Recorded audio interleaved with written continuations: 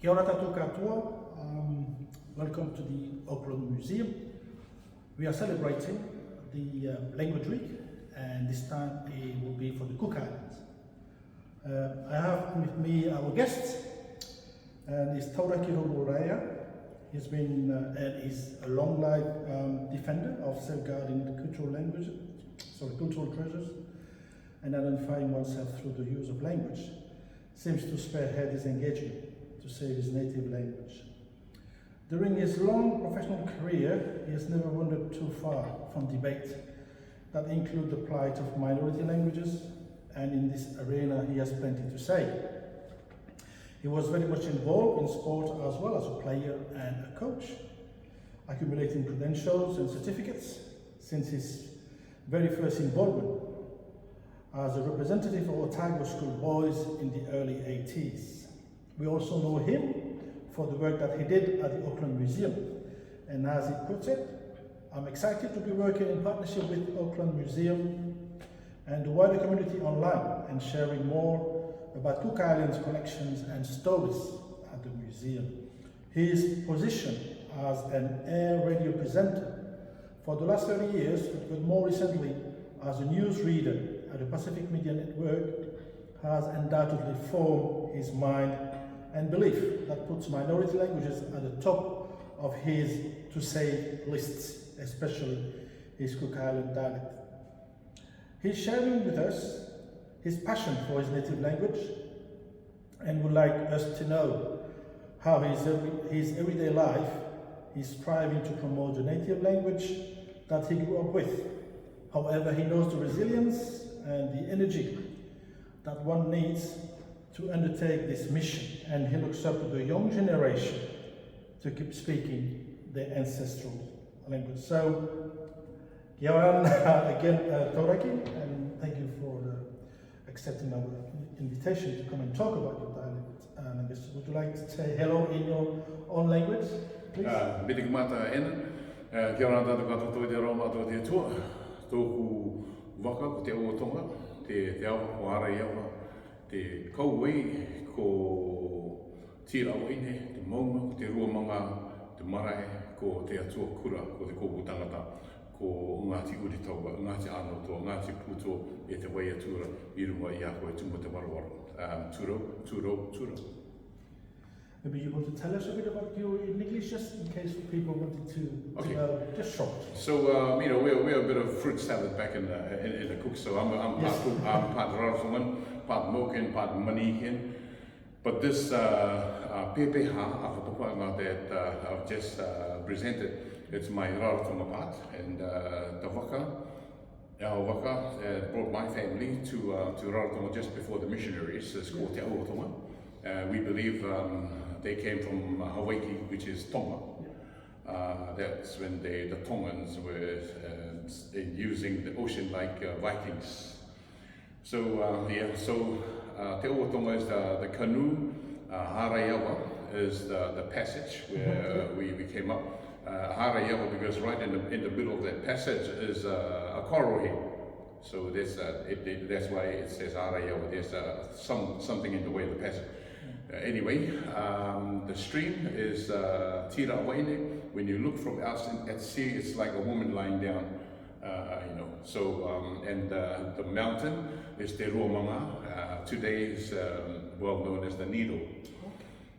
So that's our lookout point. And the family, or the marae, is called Te Atua Kura, which is the red god. So our tupunas came and set up the marae, and then they went and get some water. When they came back, there's a centipede lying across the centerpiece. So that's where the Te Atua Kura come from. And in the family, it's the family that owns like the main village of Rarotonga. Yeah. Thank you, Mata. Tauraki, so can you just, I know our fruit salad anyway, where you come from, and from where you come from as well. We have different islands and different genealogical links. Can you just tell me where you grew up and your childhood and how you came to learn your language, your native language, and over to you? I think I was quite fortunate. I was born in Rarotonga. My parents came from Moki. to Rarotonga, and we were all born, my siblings born in Rarotonga. So everything that we've learned is from Rarotonga. But the thing is, at that time in the 70s, our family home became the family from Moke. It's the stopover for family from Moke. So while we are yet living in Rarotonga, we were also fortunate to be still immersed in the Moken culture while in Rarotonga. So that's growing up for us, and yeah. That's good. Thank you very much. Can you describe to me your typical day? We were talking about you, the newsreader. Can you describe your typical day? Because I've heard you obviously on the radio, and how do you prepare yourself? Because obviously you are the one who's presenting in the Raea, the Cook Island Raea. What goes through your mind in terms of this language that is the main language and you don't really use in your For me, I didn't actually take much interest in the language, although I grew up in it. I didn't really take much of the language until I came here, looking from outside, outside the box. This is when I took it all in and I took interest in it, especially working at Auckland Museum. So a lot of things, like everything fell in place, and I thought, okay, so this is why this happened. This is why this is, just working in the cultural space at the Auckland Museum. This is where everything came together for me, and this is also where doors started opening for me in the cultural space. Broadcasting, I've been in broadcasting for 30 years. Started at home. No training, it's like everything else, just learn, you just know when to read the news one day, next minute they say, can you just pop in and read the news, and it went on like that, yeah. So that's how it came until today. But, like I said, it started from here. My background is in science, during the COVID, the last 2 years, we've done a lot of translation. Yes. And the thing for us with my science background is I didn't really need to chase after the doctors for the context of those things. Learn, understanding the human anatomy. For us, it came from cleaning the pigs. It's the same. The digestive system is the same. So we, Dad says, okay, the mape and all the organs, the names, and that's the same name that we use for the translation of stuff through the last two years. So, in that space, the work that I do is mainly just passion. Okay. You see, the radio platform that I have, I use that to reach out to our Cook Islands people, and if it's to do with language, do with anything, help, use the radio platform. And on the other hand, I'm in charge of the Cook Islands language in New Zealand, trying to put things together. So all these platforms, I've been quite fortunate to be in that space, and that's. I think you're right, because when COVID came up, it was a opportunity for the small languages to come up to say, this is what we need to do for our communities, small communities. They all need to understand what COVID is all about, and then you have to call upon people like you to understand how to translate it, because maybe not everybody speaks English here, maybe not everybody, the old generation wouldn't understand English. So we were aware, there's a bit more awareness of how many languages are around here, because it was appearing on TV, and people start to do, yes, good, this English. See, that's the good part about it. But there's another side to things when people use it as a job, as a money, you turn it into a business. Yes. Then that really is what made our language end up where it is today. So I just wanted to go straight to what we were talking about earlier. Is that we have, in your case or in our case as well, in the Mahimui, we've got different dialects, and those dialects are slowly dying because what's happening is that there's one majority language that's being used by everybody. I mean, in the case of the Cook Islands, would be Rarotonga, everybody will speak it, whereas the smaller dialect will disappear because everybody goes to the main language, which is the case for us as well. Tahitian is the main language, and slowly Mongolian, all the other Tramutus, their dialect is stuff. So I just want you to tell us how you feel about this kind of those dialects. You don't hear them anymore because one has taken over. Okay. I had to take us back, because when we really look at the people, our old people who still got the language today here in New Zealand, most of them are from the outer islands. Yeah. And when we look at the teaching of the language in the formal education system, is Rarotonga. And if we look at our old people being part of that the education journey, teaching the language, I think they've been made redundant because it's the Rarotonga dialect. So, a lot of times, even if it's in their language and it's not right, even when they say, "Hi, that's not right," that's good as long as they're engaging. Instead, if it's just in Rarotonga, they can't really say much, But and this is something that we really need to take note of.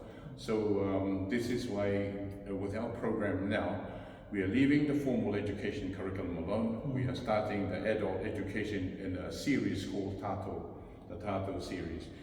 And this is teaching according to the teacher's dialect. Yeah.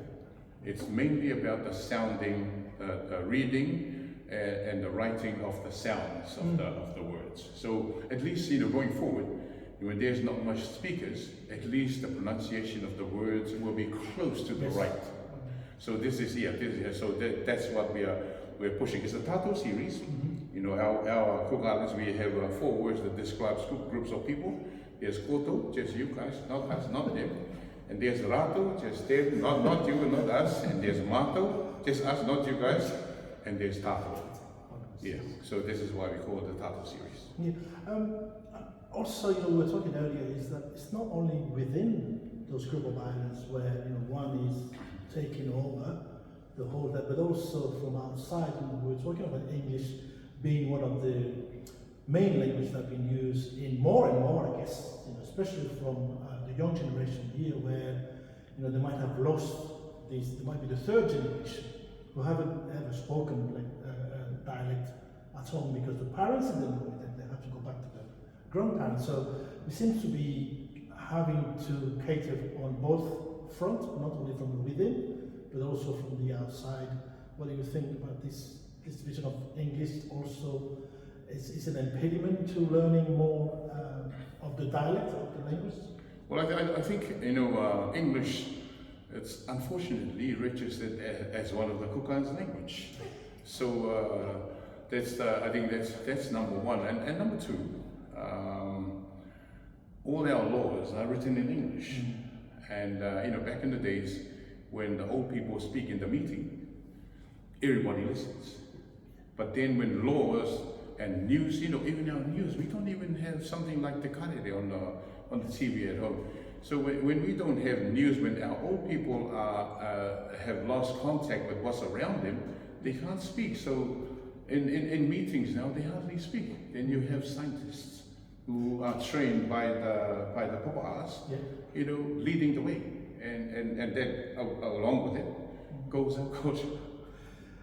I'm just quoting you. You're saying that the future of the language remains in the hands of the young generation. So how would you see that? I know you've got to program the series of Tato, but do you have young people to take up that kind of what you're offering in the Tato series? Well, Language Week this year, we are letting the youth lead, and basically what we are doing is we're trying to see how the youth would like the language delivered to them. When gone are the days we just force things onto them. Now we really have to make them want to learn.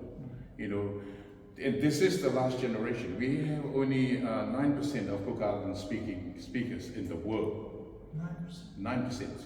9%. So 80% of Cook Islanders live in New Zealand. Yes. So you know, we really need to talk to the youth and communicate to the youth and make sure that the youth find purpose in learning te reo. You know, if there's no purpose, then there's no point. We're going to lose. So we really need to be smart. Yeah, well, I guess technology will be one of those kind of means to try to keep the youth, you know, interested in the language. Try to distribute the language through technology. I guess one of those mobile phone would help. I mean, technology, yes, but the thing is, I think we also need to be mindful that income generation don't take over. You know, the purpose of you know, educating the next generation. You know, like everything else, because of money, you know, we lost track. So we must make sure that going forward, you know, we have the technology. We really need to make sure that you know, we stay on track. This is what we want to be. We stay on track. Yeah. How involved is the Cook Island government when it comes to your wish to try to educate or maybe to teach more of the dialect than the whole thing that take over the road? Are the government or the education system over there do they see what you're doing, and are they supportive, or is there any, you know? Well, I wish they are, but I'm not too sure. You know, with UNESCO's figures coming out, you would think if the language is dying, just like, you know, when someone's dying, you see ambulance, you know, everybody running around, you know, to save someone who's dying. It's not dead yet, but nothing. You know, like I even made a suggestion, you know, on newspaper at home. You know, we're really serious about it. We should ban English from every playground in the schools at home, because it's our home. We can do what we like. But the thing is, at this stage, we are encouraging our people to leave the country, and we are encouraging foreigners to come in and fill in the vacancies for, you know, tourism. You know, again, there we go. There's that money making thing, you know, in the way. So, as far as home is concerned, I don't really think they can see the picture. You know, they can see the urgency that is at hand.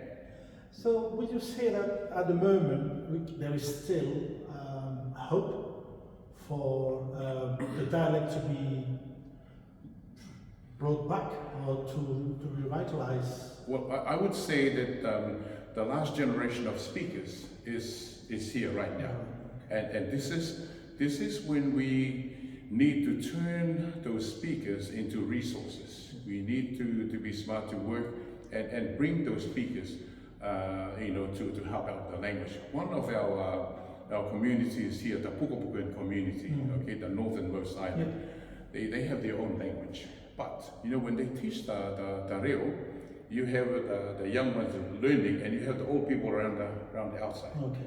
And you know, it's I reckon it's a really good model. But I think we really need, as Cook Islands people, we need to stop thinking about being better than the other, and to learn from there. I guess learning the language is an intergenerational job, which is, you know, it's not just the young generation. It's what the young generation know comes from the old ones. So that should be. Well, that used to be the case. Yes. So that should be the dialogue. Should be because I'm looking at the Cook Island. I think the second biggest population here after Samoa is the Cook Island, and I think 15,000 on the Cook Island, whereas there are nearly 45,000. So as you said, there's this migration, and not only migration as a workforce, but also as the knowledge. Knowledge is moving the island to be used here, but when it comes here, it doesn't seem to be carrying any kind of... I mean, the thing is, we need to change our approach. You know, we've been celebrating Language Week, you know, for years. Yes. But what's the purpose of it? Is it just celebrating? And yet we see the figures from UNESCO, the number of speakers continue to decline. So we really need to re-look at how we approach the language and how we celebrate events like this. You know, like even the Mai Vanui, you know, the performances. Yes. My view on that is it's okay, but the thing is, we are bringing all the island culture into one, just to win. Yes. So, you know, I'm from, okay, so I have a bit of puga in my one, so I can win, make it different. Yeah. You know, but then we are not really teaching the culture of each island. I think with the number of people that we have, Cook Islanders in New Zealand, we can have Ngāputuru Day, Mokemitau in one day, you know, and then we have Aitutaki Day across the country. And in this way, our stories are told properly, and yeah.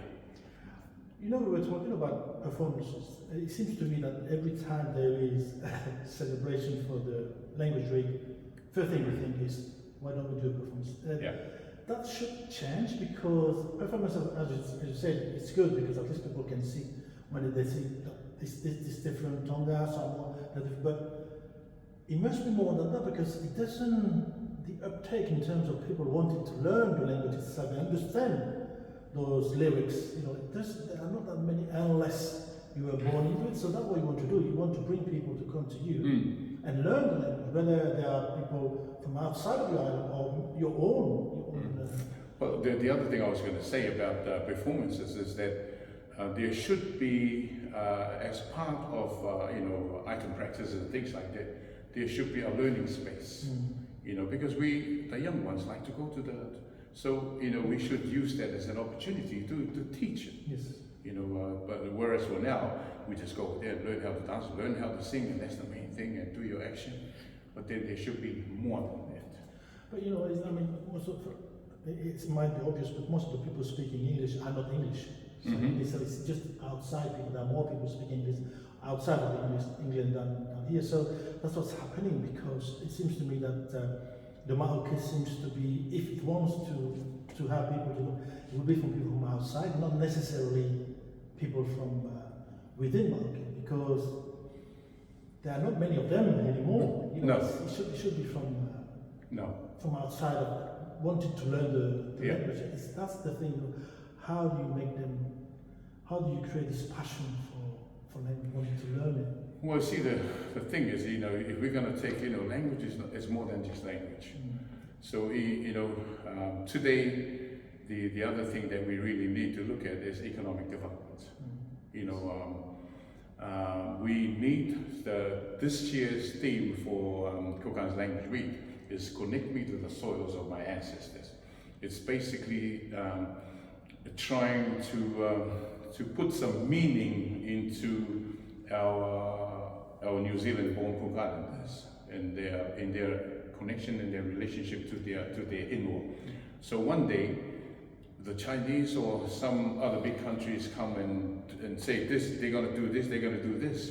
Then they have grounds to stand on and say, no, this is my land, this is how I'm connected to this land. And you know, these are the things that we need our young ones to pick up and take ownership. One last question is, I mean, you've been working a lot in sport, you know, as a player, but also as a commentator, I guess.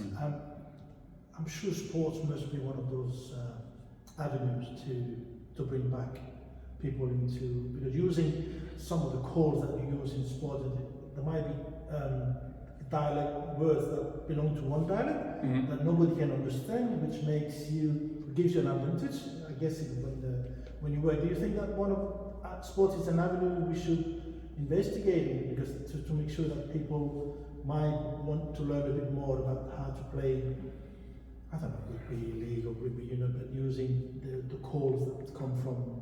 But the thing is, I think if Matima Tonga is anything to go by, you know, this is something that maybe our Cook Island sports athletes and our people should learn from.